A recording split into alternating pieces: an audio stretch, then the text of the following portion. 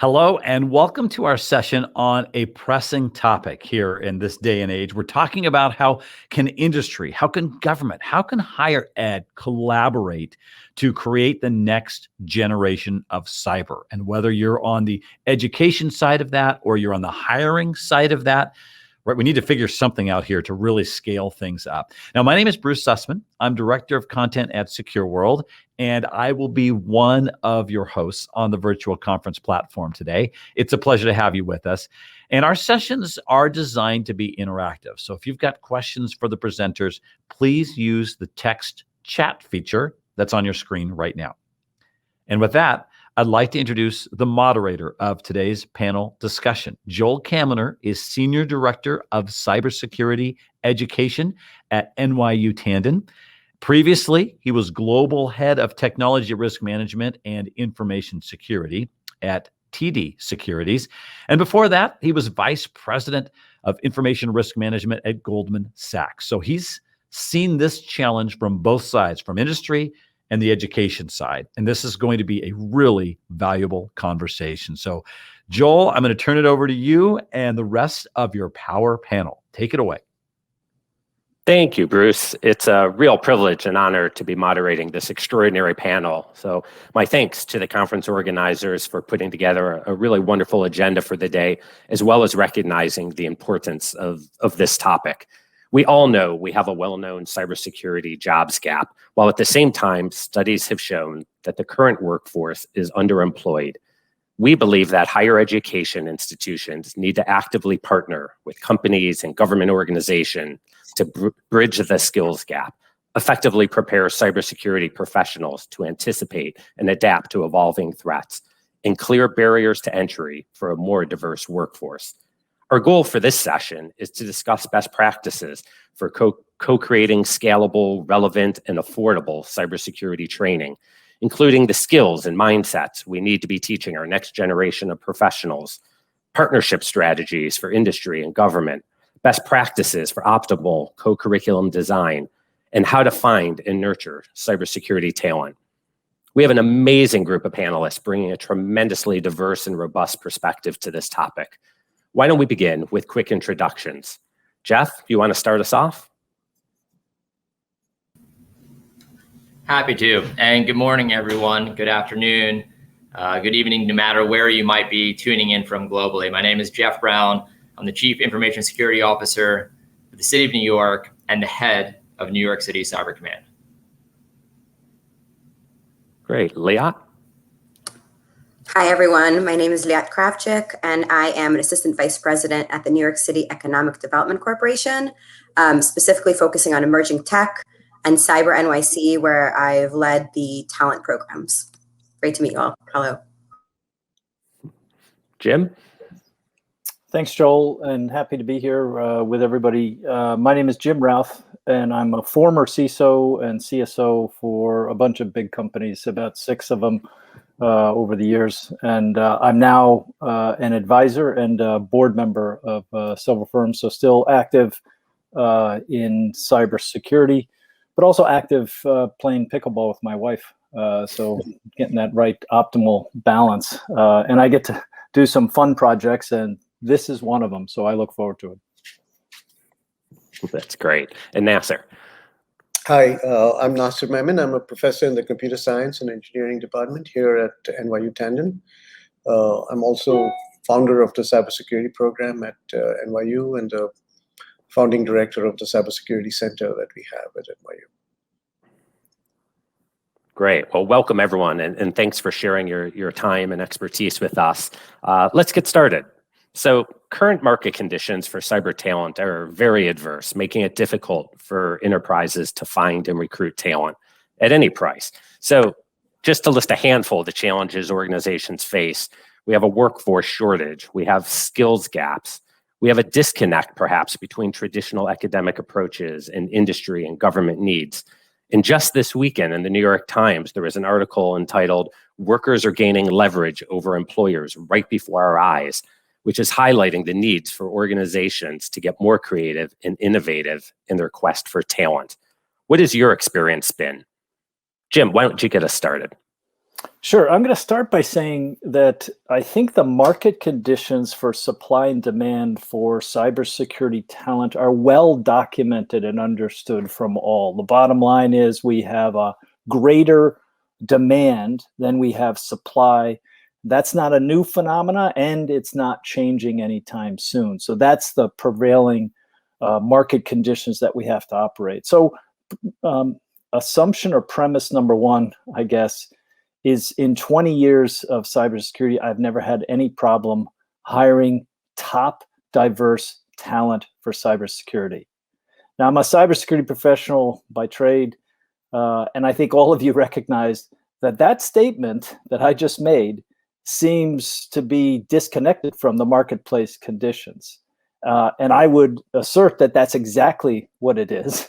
But I would also assert that if you're interested in attracting top talent and developing top diverse cybersecurity talent, that it's quite possible to do it, but you need to come to grips with one fundamental foundational concept, which is our established HR practices as an enterprise, as they've evolved, are insufficient to meet the needs and the conditions of the current market.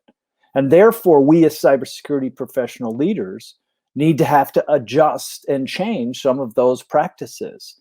And that's where some innovation comes in. The good news is, even in the extreme restrictions and constraints of the current market, it's quite possible to hire and develop top diverse talent. That's the good news. The consequence is you have to change and adjust your hiring practices and really your orientation as a leader. As an example, a specific example, I spend about 30% of my time developing talent. That means educating, giving people opportunities and opportunity to learn what they choose to learn, not what I choose to learn for them, what they choose to learn. When I started in corporate America, I was told what I was going to be trained in. I was told to go to this training, apply the skills in this context, and you may get promoted after this amount of tenure. And the whole HR practice was established based on this idea, notion that the enterprise knew what was best for you. Now today it seems archaic, and it is. But today, we as individuals, we're accountable, responsible for our own professional development. We need to choose what skills we want to invest our time and effort at mastering for whatever reason, whatever our motivation is. As cybersecurity leaders, we need to understand what the motivation is, or at least what the skills are, and then create opportunities to put people into situations where they can practice those skills, improve and master those skills for their own professional development. So a simple construct is, I never hire a cybersecurity professional when I need them. I only hire cybersecurity professional when I find them. So I don't have open positions that are, established for specific roles. I have evergreen type of roles that we broadcast, but I will hire, I could be 5 over my head count. And if I find a data scientist that knows something about cybersecurity, I'm going to hire them. And then I'm going to put pressure on the lower performers to find another opportunity somewhere else to get room within the budget to do that. But I never say to myself, okay, in April, I'm going to, hire one person here. In May, I'm going to hire one person here. The market doesn't work that way. If I find 5 people in a week, I'm going to hire them and then figure out how to make room for them. So those are some fundamental kind of examples of techniques. The premise here is that we have to do things differently because market conditions require that. So I saw a lot of nodding heads on the panel there. So Jeff, you want to follow? I'm really happy to follow. There's a number of reasons why. So I couldn't agree more with what Jim said. I will, in fact, take a moment to give you a vignette that is a fact that proves that what he's saying he practices. When I first met Jim earlier in my career, he made a point of making sure that he invested time in my own development, introducing me into different aspects of the industry, et cetera. So this is a person that I encourage you all to listen to because he practices what he's preaching. The other thing that's often fun for a person in my position to follow up on is someone who gives you some hopeful comments. When we think about the cybersecurity workforce and the great need nationally, but even internationally for more expertise to work against this critical problem, most times you will hear a litany of the problem, but it is excellent to hear aspects of hope. And I'll give you some more. So different than the private sector and very different, certainly, when it comes to different ways of recruiting and the pace of recruiting, et cetera. But in a municipal environment, the one I represent is, of course, the city of New York, but I would say in many municipal environments and in many ones across the country and across the world, you can recruit talent on the great premise that the job of a municipal government, of a city government, is to serve the people. That's exciting. That's motivating. The second thing that's incredibly interesting is in the municipal environment, in the city environment, you also have the opportunity to motivate people by that mission, serving the people, but then also by the exciting sort of expanse of, I would say, business services models that a city operates. In the great city of New York, when we talk about potential cyber defenders, we can talk to them about, listen, it's an incredible opportunity to see a ton in one job.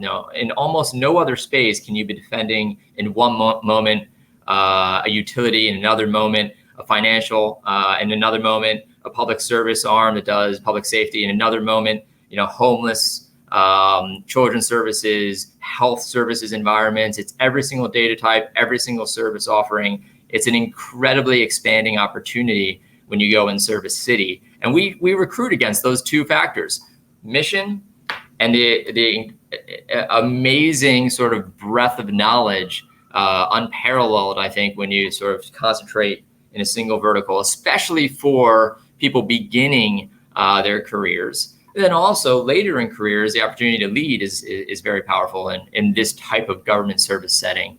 So I vote with Jim when there is optimism to bring against what is often painted with the true but the very sort of sobering realities of the need. So so that's my reply to that first question about the workforce. That's great. Liat? Yeah, so I think it's worth focusing on two issues here if we want to really institutionalize cyber training at scale, instead of thinking about what specific companies need. So I think one of the biggest cyber challenges we see between academia and industry is when you look at senior talent or experts in the field today, they never really took a traditional path to get to where they are. So they don't have a degree in cyber, right? And if you retrace people's path back, it can range from math backgrounds to IT to signal intelligence, right? It's not a linear path. And so it's hard, I think, for training institutions to know exactly how to train talent when there's no clear-cut definition of what kind of cyber talent we need to be training. And that is something that I think I see across the board, whether that's universities, boot camps, or even the K-12 school system. So what kind of knowledge and skills do our graduates need to have? What is the order in which we teach those skills? What knowledge is most important, both theoretically as a foundation, but also in terms of hands-on experience. And we see a lot of disconnect, I think, between academia and industry in terms of, okay, how do you make that concrete? Universities might turn to like the NICE framework, for example, and then industry will tell you, well, that's unrealistic. Do we do certifications? Does industry really care about that? Where exactly does industry want talent to be? So as I think this field matures, and we need to accelerate the absorption of talent, I think the definition of cyber talent is where we need to start. And secondly, I think because we need to fill roles very immediately, we seek quick solutions, but we do need to remember that ultimately we have to start working on pipeline development well before hiring, right? Because this field is just going to keep growing. And so one thing we should be doing is really thinking intentionally about how we design our training programs. And I think some essential elements there are making sure there are constant partnerships between industry and academia for curricula development, industries teaching in actual classes. And the second is a lot of experiential learning and gamification, whether that's through labs or internships or apprenticeships. And finally, soft skills, right? So making sure that alongside the technical knowledge, we have the critical thinking and the teamwork. So I think once programs begin to incorporate these type of elements, talent will hopefully be a better fit so that you can hire when you need and not only, have to jump on the talent that's already there. Yeah, I agree with Leah. And Leah, I think those are excellent points. I'm going to give a specific example of one dimension that may be an opportunity, and I think is an opportunity for a partnership between academia and the private sector in creating a talent base that's sustainable and resilient for the needs of enterprises in all sectors. But I have to tell the story first because it provides a little bit of context for what Leah also mentioned, which is a lot of people in cybersecurity fell into the role of cybersecurity. You didn't necessarily go to school to study cybersecurity. Fortunately, today there are choices and options that we have available as students. But when I started my professional career, there was nothing in cybersecurity. There was computer science, fortunately, and as a foundation, but I chose to study history because I liked it a lot better. So for what it's worth, I owe my cybersecurity career to my wife. Now she has, she did back then, had nothing to do with cybersecurity, but I had moved my family to Minneapolis because I wanted to spend more time with them, didn't want to travel. I was a consultant doing a lot of traveling, so I got out of consulting, went to work for a company called American Express in Minneapolis. And after the third winter in Minneapolis, one night at dinner, my wife said to me, "Look, the kids and I are moving back east. Would you like to come?" And that was a startling realization that I had to make a fundamental change. So I immediately did the thoughtful response. I called my boss. I said, "Help! Get me out of here. You got to get me back to the East Coast. My wife's had it with these winters here. Look, I want to keep her happy." And he said, "Well, okay, I think we have an opportunity for you, but it's not in IT, which is what I was in. It's in consumer behavioral modeling, I think he called it, or analytics, consumer behavioral analytics." And I said, "I don't care. I'll sweep the floors. I'll do whatever it takes." So I moved back to New York and took this job in consumer behavioral analytics. I had about 500 people, most of which were econometricians. Now, truth be told, I had to go to my search engine and say, "What is an econometrician?" Like, I didn't even know. It turns out it's a statistician with an advanced degree. So basically what we did is we knew more about the buying habits of individual consumers than they did, because we built these behavioral models that could predict what people would spend money on and could do that based on the demographics. So I spent 2.5 years doing that. It turns out, and this is, opportunism at its best, that was a foundational set of skills and knowledge for cybersecurity. Now, I didn't know that at the time. And I was just kind of going with the flow and learning something. And I loved doing new stuff. I was totally unintimidated by trying something that I was totally, incapable of doing from a skill set standpoint, but give it a whirl. And I did. And I learned a ton. Now, I was at best average in terms of my leadership skill, but for whatever reason, American Express decided to hire me or put me into a chief information security role. So I became the first CISO at American Express, simply because I knew the business, knew IT, and they didn't have anybody else. I suspect the latter was probably the most important dimension there. So I ended up in cybersecurity. Now, it turns out that over the last 10 years, what I've come to believe, and I don't think this is universal, but I've been telling everybody in 10 years, and they just kind of say, yeah, Jim, you're off on another planet. But I believe that data science is actually foundational to cybersecurity. When I was at Aetna, probably close to 10 years ago, the first person I hired in the cybersecurity program was a chief data scientist. When I went to MassMutual about 3 years ago or 2 years ago, the first person I hired was a chief data scientist. And so it turns out that data science and cybersecurity are coming together in an intersection, and we need to teach people, data scientists, cybersecurity skills, and we need to teach cybersecurity professionals the fundamentals of data science, because those things are converging at a pretty rapid pace.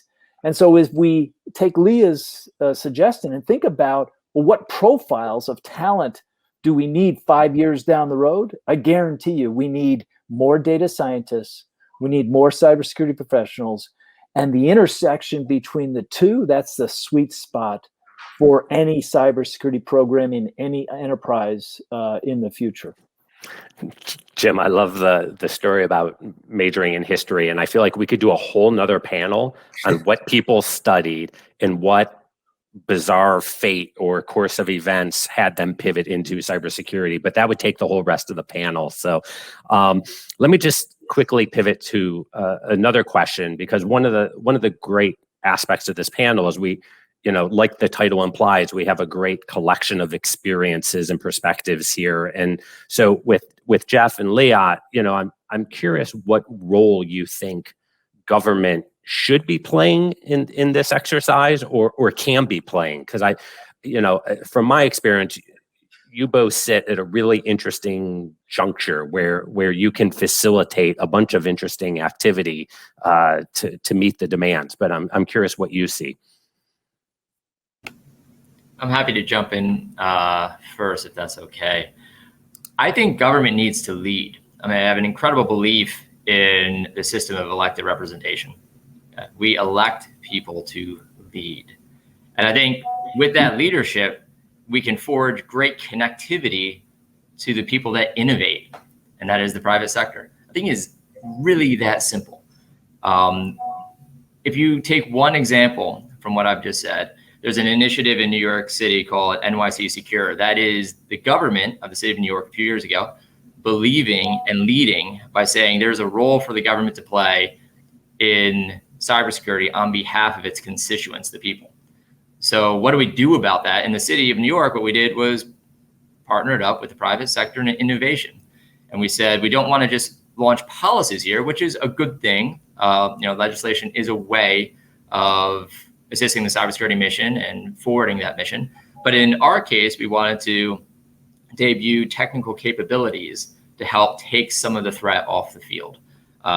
We partnered with an NGO that had built a technology that was respecting the privacy, and put in all the public Wi-Fi places, all the places where the city of New York across the 5 boroughs is providing free public Wi-Fi. We put a DNS security solution that doesn't sort of invade your choice of where to go on the internet. But if you are tricked into going to a place that's only there to do cybersecurity bad things, drop malware, steal your credentials, and that can be confirmed via solid threat intelligence, well, maybe you shouldn't go there because it's only there to take over your device. That's a way of the government making a decision. We have a role there. The other thing we did was built a free app. Anybody can download it.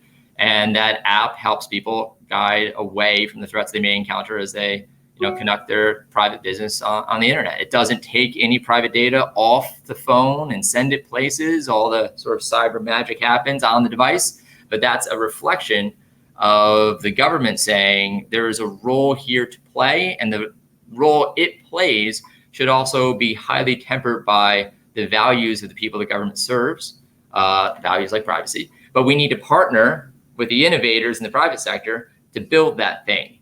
I think that's the right relationship. Yeah, I couldn't agree more. I think so I sit in a little bit of a different place than Jeff, who actually is a cybersecurity expert. At the Economic Development Corporation, we really have the ability to take a system-wide intervention approach and to invest in sectors like cybersecurity that we believe are high priority, yet not robust enough in the city on their own, and then invest in an entire ecosystem of interventions with a bird's eye view. So if we're smart about the way that our funds and efforts play out, the cybersecurity system, ecosystem, for example, becomes greater than its parts through network effects between, for example, the private sector and the public sector, and collaborations and synergies. And then once those networks effects take place, basically the system is sustainable enough so us as government can then exit and invest in other priority sectors that are not growing organically. And just to give a concrete example of what we did at Cyber NYC, for those who may not know, Cyber NYC is a $30 million investment by the city of New York to make New York City the global leader in cybersecurity. And so we had a lot of different programs to allow anybody, because ultimately, like Jeff said, we are serving the public. So we're thinking about how can anybody that you see on the street have a way to enter the cybersecurity ecosystem. And so we're talking about both talent as well as companies. So just for example, on the talent end, right? If you were an undergraduate, we had a program that exposed you to cybersecurity. If you were a graduate student, we established a master's degree that was affordable and accessible by the public. If you only had a GED or were thinking about changing careers, we had a boot camp that would allow you to do that. If you just wanted to learn about cybersecurity, right? We had a hub where there were 100 events a year about cyber and you could just walk in and learn about it. On the innovation end, same thing. If you're an early stage company, we have an early stage accelerator. We have a late stage scalerator. We have a place for companies to sit and interact with VCs, et cetera, et cetera. So basically what we're doing is we are having a lot of players kind of touching upon the different parts of the ecosystem, and they meet on a regular basis and create those network effects, while also forging a path for anyone to both enter the field and advance within it. So I think, in short, government's role here can really be to fill market gaps and catalyze the right movements within those ecosystems so that we no longer are needed. That's a great point. It was one of my favorite aspects of Cyber NYC, which was such a crucial partnership across so many different organizations, but the idea of trying to tackle cybersecurity from all those different dimensions, whether it was early stage, late stage, entry level, advanced, it was really trying to tackle the whole ecosystem from a number of different angles, and it's just been a fantastic program. And even if I may, even before, a little bit before Cyber NYC, right? I mean, I've seen the government doing its bit in sort of building the cybersecurity workforce, mostly coming from NSA, right? You had the NSA Center of Excellence program. You had these scholarships, right, that gave a full right to students in return for government service after they graduate. But they never scaled. I mean, I've had those scholarships for like 20 years. We were one of the earliest universities to get to give out those scholarships. But each student did cost about $250,000 to get them through higher ed at the rates that they charge, right? And over the 20 years, we've graduated about 150 students, right? So it really doesn't really scale. Very, very talented students, but just 150. So just before when Cyber NYC was cooking, I recall another way that the government helped us, specifically Jeff, is when we said, hey, in order to address this problem, we need to have scalable, affordable programs, right? We need to be and addressing working professionals. So we proposed sort of the most affordable, sort of a 75% scholarship, right? A master's program offered by any private institution in the country. And it was a challenge to get university leadership to buy into a concept, right? Leading elite universities like NYU typically go on selectivity that, hey, 100 people apply to us and we only take 10, right? So we are proud of ourselves for doing that. Now, with brick and mortar, I can understand that. You can only put so many people in a classroom in New York City, given how expensive space is, right? But when you digitize and when you take it online, when you deliver in using technology, sort of the sort of the selectivity is no longer an issue. We want to provide accessibility, right? And the way you do that is by making it affordable.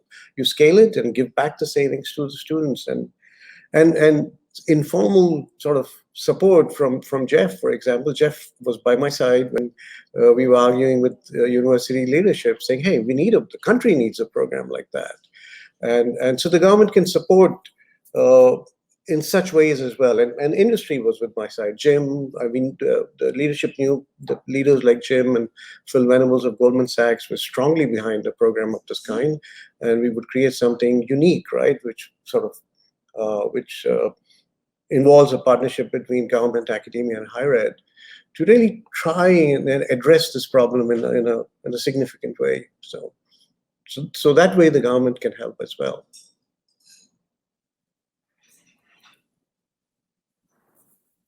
Very true. Very true.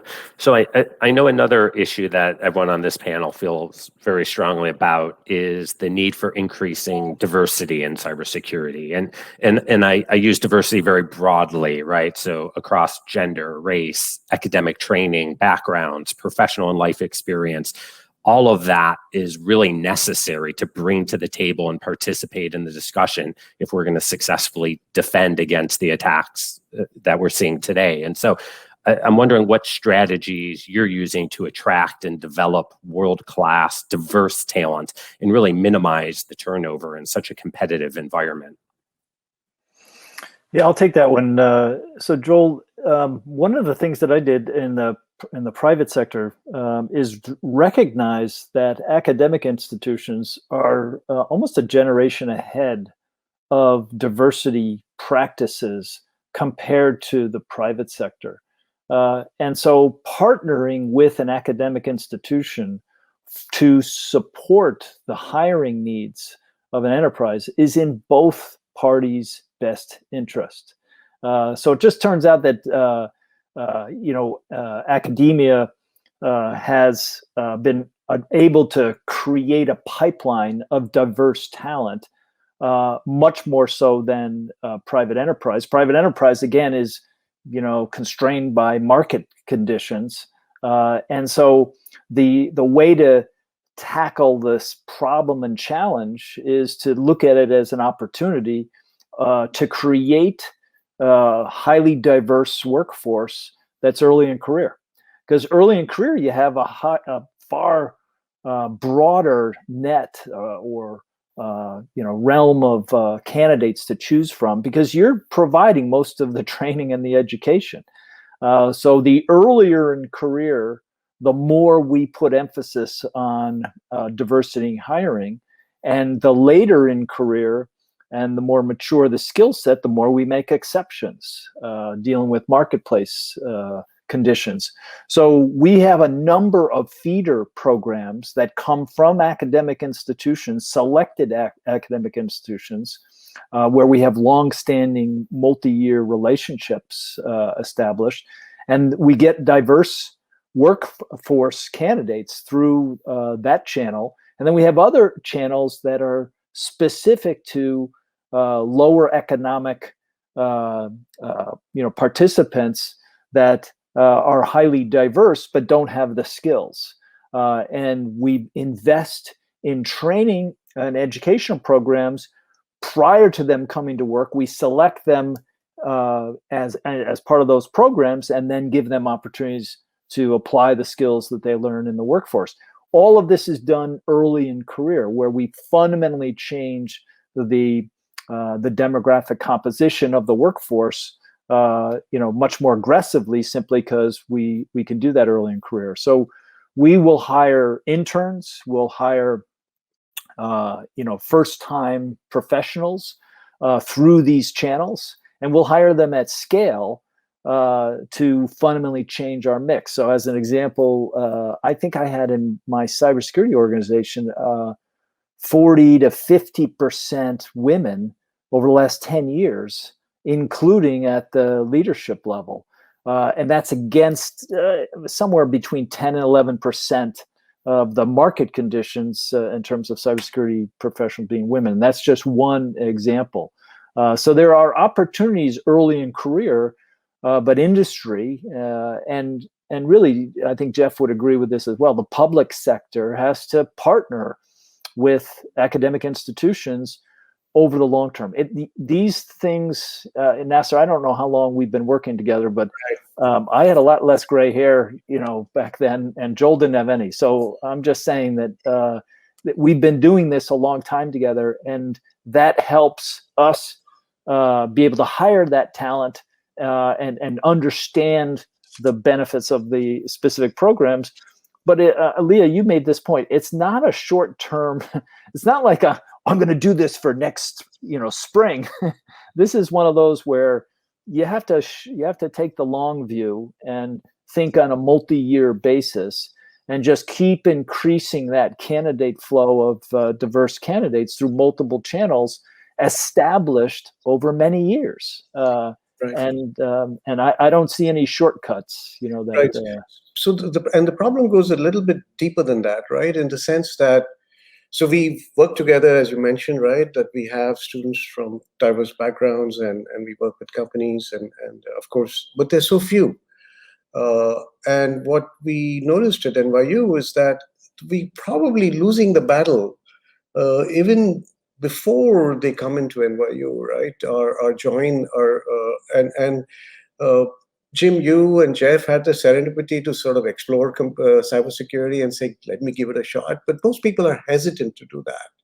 And what we discovered is that there are lots of young professionals in our country, who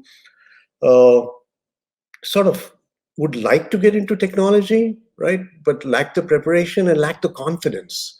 So we had started about 5-6 years back something called the Bridge program, which, again, for very, very low cost, we took them in, and in 4 to 6 months, we taught them enough sort of computer science related concepts so that they were now able to then transition to a technology career. And people thought that's hard to do, right? And because how do you take an English major, right? Most faculty don't know about people like Jim, right? They think that every Jim is actually a computer science wizard, right? But they don't know that. So how do you take an English major and now get them ready for a technology career? So we started small with about 20 students, right? In a batch, we took them. Today, there are more than 1,000 taking it every year, right?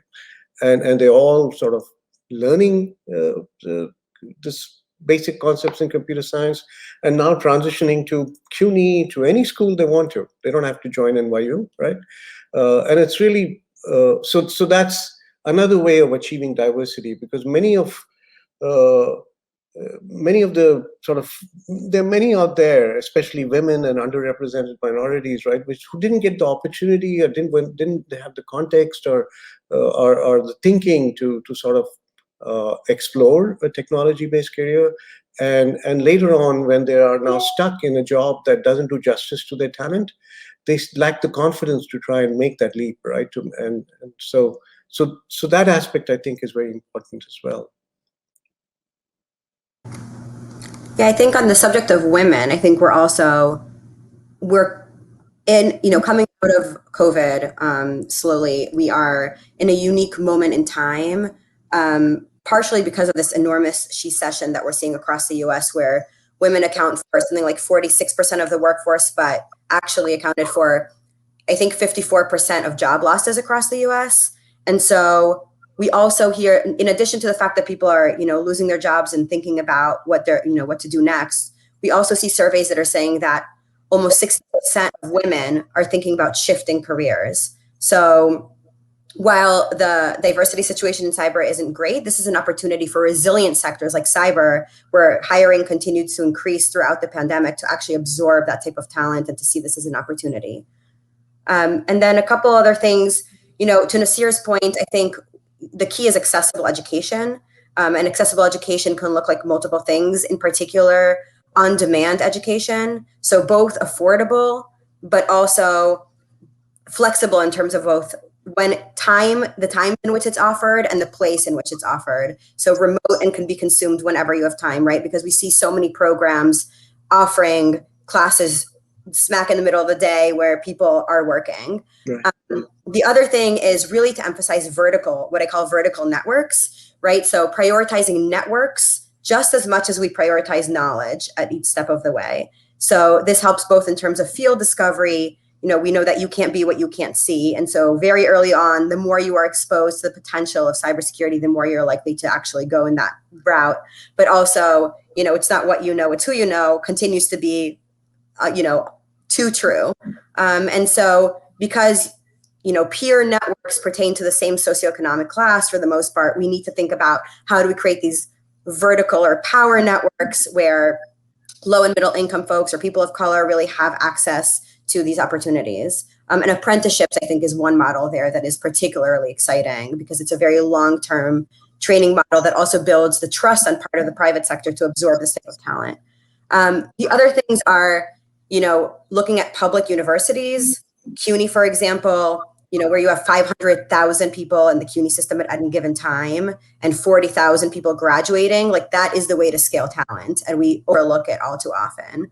And third, going back to the long-term game, it's thinking about where are our weakest points in the pipeline. For example, in New York City, it's K-5 computational thinking, and it's affordable advanced technical programs. And then, even, to go a step further, who has access to broadband? They can even think about accessing those opportunities in the first place. So those are, there are many layers that we need to be thinking about in terms of creating this type of diversity.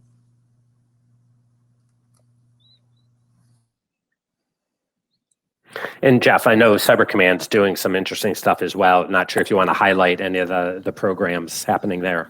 Sure, I'm happy to. They're very thoughtful remarks so far, but I'll add perhaps a perspective on the enterprise itself. I firmly believe that the only way to be successful integrating all of these, the incredible power of the diversity in the workforce is to recognize we all have a role in this. And I'll give you sort of a finite example therein that informs that belief. So New York City Cyber Command was stood up in 2017. So we're not a very old organization when you think about the storied organizations in the city of New York. And keep in mind, the city of New York is a 340,000 or so person enterprise. So it's quite expansive. To a certain extent, the city government of New York also has done a great job reflecting the diversity of New Yorkers. And it's one of the powers of the city government. It reflects the people that it serves. That's very powerful.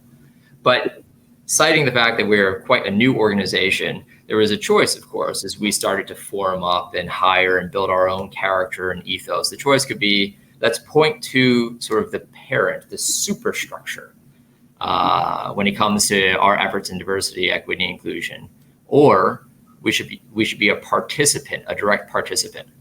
And we made the choice to be a direct participant and to build internal programs reflective of cybersecurity and diversity, equity, inclusion. Just one example, we've had 10 fireside chats with different representatives of the industry itself, academics, private sector, public sector, that bring to the conversation specific experience on the incredibly important issues therein in diversity, equity, inclusion. And it's not something where it is a setting that we leave to sort of a certain, table within all the different tables of NYC Cyber Command. We make sure it is a center ring conversation. I've led most of those fireside chats myself, and the other ones have been led by the senior most members of the executive team. So we're making sure that there is, of course, as I cited earlier, from the apparatus of city government, an incredible recognition of this issue, and departments and agencies and efforts across the board to make sure we're reflecting the people that we serve. But we didn't leave it at that. And I don't think any cybersecurity organization should leave it at that. I think you have to build up as well, because everybody has a role in making sure that, again, the workforce in cybersecurity reflects all of the greatness and the talent and the capabilities, almost as a skill, as diversity as a skill that needs to be sharpened each and every day, because we all own that. We all need to do that. We all need to practice that. We shouldn't point to someone else to be accountable. We're all accountable. Great points. Great points from everyone. I appreciate that. I know we'd like to keep on going, but I think we're running a little short on time. So with that, why don't I just hand it back to all of you for any final comments or items we didn't get to in the closing minutes here. Anyone want to jump in? Yep. If I may, I think we spoke a lot about how the government can help, but maybe we sort of talked lesser about industry and academia working together as well, right? And just wanted to give a shout out to a project that Jim really initiated, right, with NYU, where we are actually developing a course together, right, in security and data science, and that's Jim's favorite sort of topic, where actually Jim's ex-team and now being led by Ariel at MassMutual, right? They're actually providing data and problems, and faculty are providing the theoretical concepts, and together we are putting together a course, right, that combines the best knowledge of both industry and academia. And I think that is needed. I think academia sometimes sits in a very theory and concepts which are needed, and industry, but doesn't know about the operational needs of industry. And in order to give an optimal experience, I think we need to kind of work together. In that context, we're doing a couple of things. We're launching an Institute for Collaborative Learning, where the focus will be joint learning experiences created jointly by industry and academia. And also we are looking into launching a PhD program, which is designed for industry professionals, right? The current PhD model, when Jeff talked about innovation and how one needs to encourage that, right?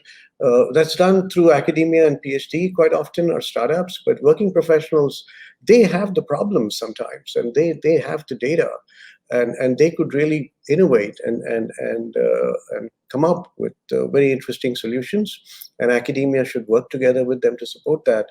So we're launching a PhD program just purely targeted for working professionals, and doesn't have the traditional sort of constraints in it. So I'll stop with that. I want to make two final points. The first is that we tend to focus on entry-level talent, but actually when you look at the gaps in cyber, they tend to be mid and senior level talent.